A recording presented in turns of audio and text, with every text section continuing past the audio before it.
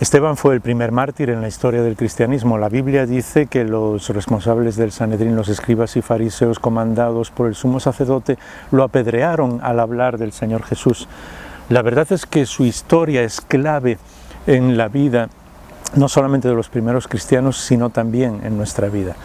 Las características de Esteban son impresionantes. Era una persona llena de gracia y poder, de sabiduría, sabía hacer su trabajo bien, se ocupaba en las cosas más sencillas como lo que era servir mesas, amaba al Señor Jesús, conocía la palabra de Dios. Casi cada detalle que nos menciona ese capítulo 7 de los Hechos y un poquito del capítulo anterior nos enseña que era una persona que amaba al Señor de una manera extraordinaria.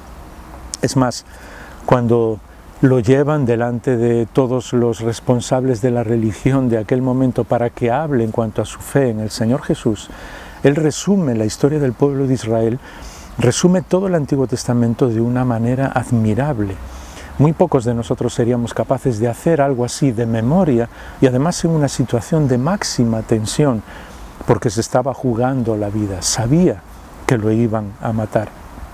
La Biblia nos dice que Saulo de Tarso, el principal perseguidor de los cristianos, estaba allí.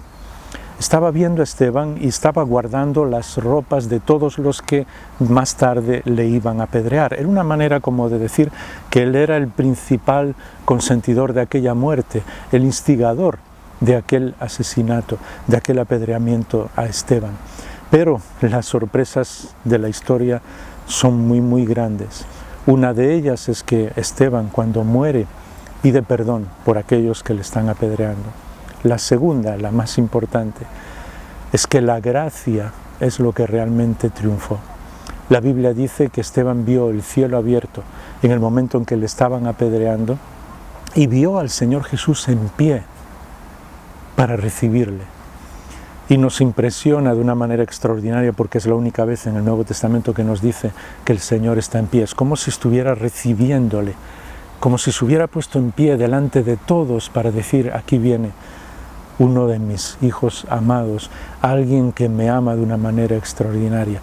El primer mártir, sí, pero alguien clave en la historia, no solamente de la primera iglesia, sino también de la humanidad. ¿Sabes por qué? Porque la Biblia dice que incluso cuando le estaban apedreando, el rostro de Esteban resplandecía. Las personas veían algo de la gloria de Dios en el rostro de Esteban.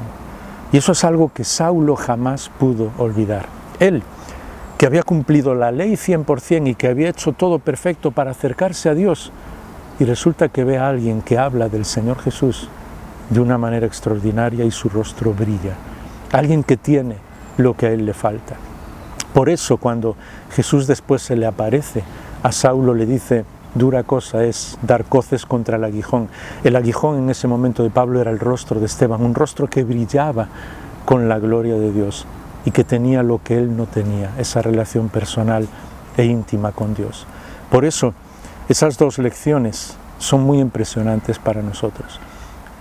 Puede que no tengamos gloria en esta vida, puede que ocupemos un espacio muy corto de tiempo como el de Esteban en la primera iglesia, pero el Señor Jesús recibe en pie a sus héroes, aquellos que son capaces de dar, de entregar la vida por Él. Y segunda lección muy importante, el espíritu de las piedras no venció, sino la gracia que después se derramó en Pablo y que hizo que Pablo fuese uno de los principales apóstoles en el sentido de que él llegó a llenarlo todo con el Evangelio de Cristo. Sin Esteban no hubiera existido Pablo, sé que me comprendes. No venció el espíritu de las piedras, sino la gracia de Dios.